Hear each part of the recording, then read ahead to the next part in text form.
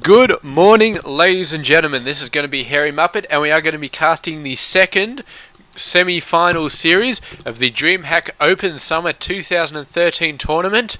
The first semi-finals we cast, it was xhairymuppetx versus Tasia, and it was an awesome clash. Zerg versus Terran. It was mutas all over the place. There was widow mines all over the place. It was extremely awesome. You definitely need to go back and watch it because it was awesome.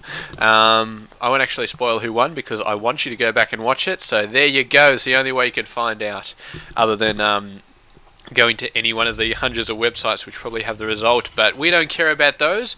We are here to watch this game and to find out from me exactly what happens, because that's the much more exciting way.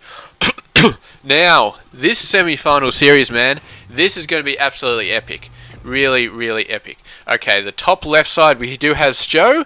SjoW, I really don't know how to say his name. I'm struggled with it for like 10 games so far. I may be exaggerating it a little bit. It's actually about 3, but yes, he is a Swedish player. He is playing for Team Property, which is also a Swedish clan, so he is Swedish all the way, and the tournament is actually run in Sweden, so him getting into the semi-final, man, absolutely awesome, awesome stuff. And yeah, the home crowd at the stadium where this is being run would have been just completely off their faces, man, cheering for him. And if he makes it into the grand final, man, I am quite sure that the stadium would have burned down or something like that. But let's have a look. Let's have a go. Let's have a look and see exactly what happens. Now let's talk a little bit about SjoW in the quarterfinals. He was facing off against the Zerg player Life. And yeah, it was Triple M plus Widow Mines versus Mutaling.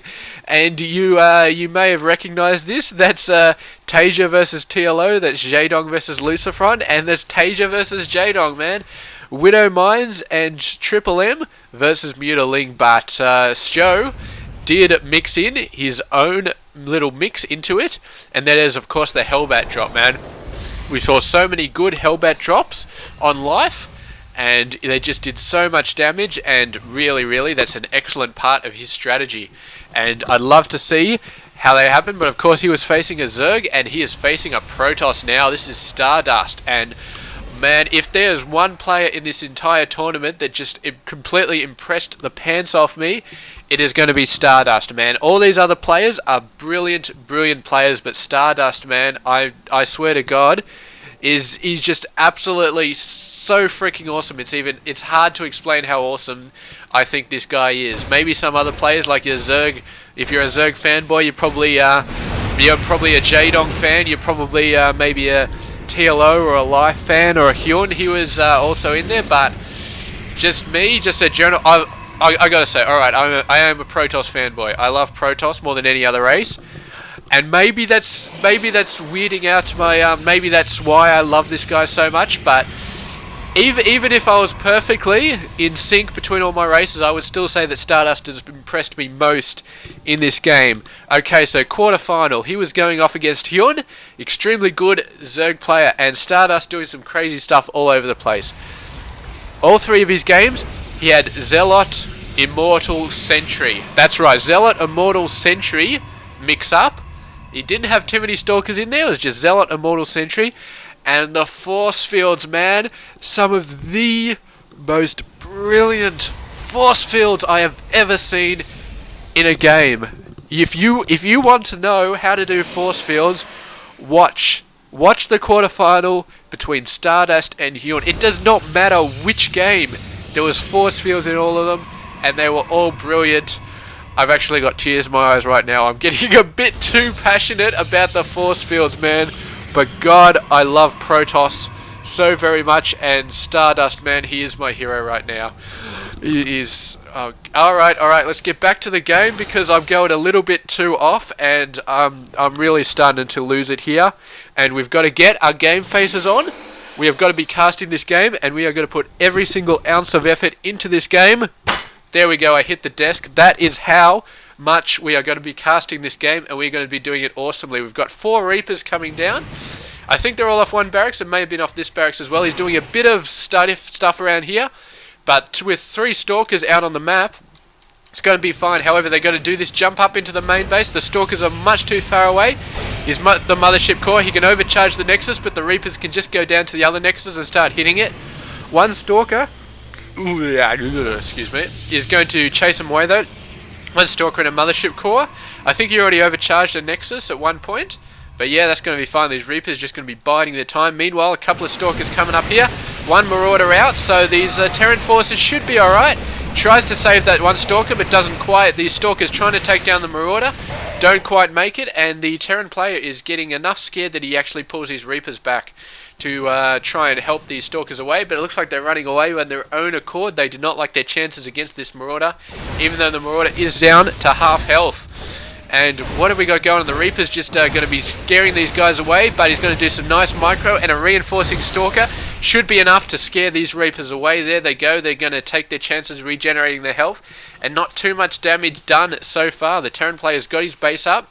He's not getting a gate. It's not super necessary against Protoss players, simply because, I mean, yeah, the gate really doesn't help. But gate is mainly for like Ling and Roach attacks because their range is so slow. But with a Protoss, it doesn't matter. And my god, man, third command center down already for the Terran player. This is insanely fast third expansion. And if the Protoss does not do something about this in the next few minutes, man, he is going to be in a lot of trouble because the economy is just going to go completely nuts. He's ahead on the worker count, but with the Terran player having 3 command centers and the Protoss only having 2, the amount of workers he can reduce is going to be 1.5 times as much. But here we go. Hallucinated Phoenix comes around, scouts the third. This hallucinated Phoenix, man, if he was alive, he would be given a medal, but unfortunately he is just a hallucination, and I'm pretty sure you cannot pin a medal to a hallucination. It would just fall on the floor or something like that. But he sees the third, and now the Protoss has to do something about that. He has to take down the third, or he has to get his own third very, very quickly. There it goes. It's going to go down, but he's still behind economically. You can see the Terran player who was a little bit behind, but he's starting to catch up, having 3 command centers to build 3 guys at once. Really, really, really nice. And is he supply capped at the moment? Please tell me he's not supply capped. I can't tell actually from this. Yes, he's supply capped, man. He out macroed himself. There we go. One Zealot coming down, but the Terran man, he must have twitched inside this watchtower. So yeah, that's not going to work. Meanwhile, one Marine coming down here. He does see the third. He was expecting, after the hallucinated Phoenix saw his third, that the Protoss would go straight for the third, and using up one Marine to go ahead and scout that out. That's going to be great. And the Terran player, man, he's going to be taking the initiative in this game, and he's going to be going out there and trying to hit the third base of StarDust, man. And if StarDust is not prepared for this, if this third base goes down, then StarDust is going to be in a lot of trouble. And I really, really like the play from SjoW right here. Just from what I saw in the quarterfinals, I think he's a little bit of an underdog. He didn't completely pull out the ownage like StarDust did in his quarterfinal. He did the work he needed to do, and he came out on top. But he was not owning left, right, and center. But here, this attack, man, this is showing how awesome this player is, and he's just beautiful use of tactics, man. The in and out, seeing the hallucinated Phoenix, sending the Marine down to scout the third, and he took a lot of hits there. But this is just brilliant play, man. It's not brilliant micro, it's not brilliant macro, it's brilliant strategies. Plain and simple, brilliant strategy. Just an overall general, actually not general, but you know, like military general sense of looking at the battlefield and saying, alright, this is the way to hit him. I do this, I see this, and then I go in there and I hit this, and that is going to cripple him. And right now, man, SjoW is in a brilliant position in this game. He's got a massive worker advantage, and he's got an army advantage, but his income, man, is just so good. He can keep continuing to push that income advantage and just overwhelm StarDust eventually. And man, I don't know what StarDust can do. He's getting his third base up, but he really needs to find a good army composition to just completely own this economic advantage that SjoW has. And he's getting out some High Templar, and that's going to be a good start. But the Marauder numbers are, they're quite large. There's quite a large amount of Marauders, And the High Templar's not going to do too well against them, so he needs to think about something else. Maybe a decent amount of Stalkers, Zealots with speed. I think he's already got those. Maybe Immortals, but Immortals are kind of not good, not generally good versus everything. And yeah, look at the worker advantage, man. He's going for a 4th. High Templar is coming out, but they're like, hey, there's no actual workers there, so he's just going to warp in. I assume this is a Zealot coming out, and the Zealot's just going to harass this a little bit, probably kill that worker, and so that base is not going to go down too well, but he didn't really need a 4th. Probably a 4th would keep on with getting out his economic advantage, keeping in the lead, so it's definitely a good option. He's so far in the head in terms of the workers, and when you consider it's a Terran player, he's got mules coming out his ass as well, so it's going to be awesome. This could be a bit scary though, with High Templar, the Storms, man. Oh man, that is exactly what StarDust needed to do to get back in this game, man. He killed like 15 workers there. He did a very decisive hit. He was in and out like a flash in the pan, man. Absolutely. Flash in the Pan is actually a Aussie band in like the late 60s, early 70s, man. They did this really cool song.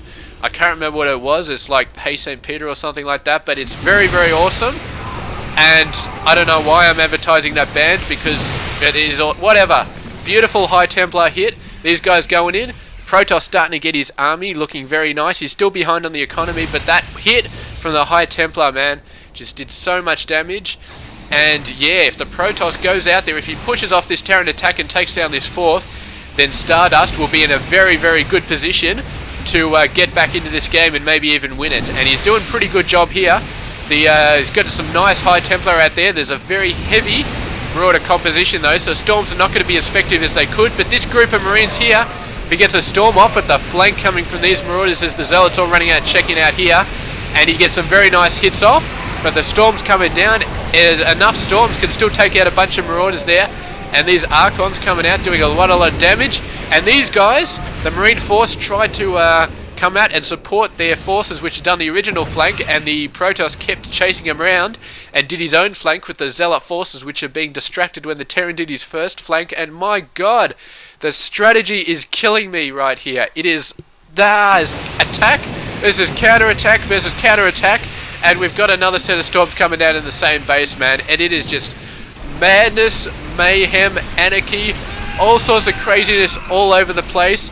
And if you are not following this game, I do not blame you, because it's completely nuts, but all you know is that Protoss player is storming his way back into a victory. He's pushing in here. He did a great attack. The Terran, man, he's put in a lot of units there, but the Storms and the Zealots taking out the rest of the forces. And he's got some reinforcements up here, but they're all being blocked off with a force field, and we saw this exact play last game from the Protoss play, except it was Roaches and Queens locked behind here. This time it is Terran players, man. The workers, they're coming out, they're trying to wipe out these forces, but they're all going to get wiped out. This third base, he's getting chased by an Archon. The Archon's just shooting him in the ass, because why the hell not? And there we go, the Protoss, man, doing so much good work. The force field right there, the Storms all over the place. Storm's not the best option versus Marauders, but he did make them work eventually. And this Protoss force is getting just run away, but yeah, man, I mean, the Terran player, he's on the back foot very heavily right now. These bases have not been attacked at all. The second and the third base from the Protoss player, he's actually got an overcharge. I think there must have been some guys down here attacking it, but they didn't really do much.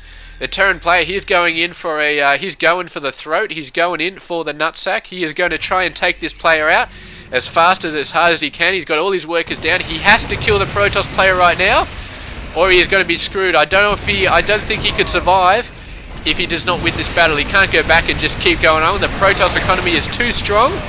You can see some snipes down there from the Terran player. He's got some ghosts in the mix, sniping the High Templar, but still enough Storms getting down. All the workers are going to get annihilated. The Protoss continuing to do the push, and the Terrans trying to survive, but I think it's going to be too little too late. The Archons, they're going to be the heavy linebackers of this force. They're going to go back in there. They're just going to do so much damage. The Marauders stimming and running, but the stimming is taking so much health. And yeah, every single hit the Archon gets off, like half of them are actually taking out units. He's got a couple of reinforcements here. Almost all his money being spent.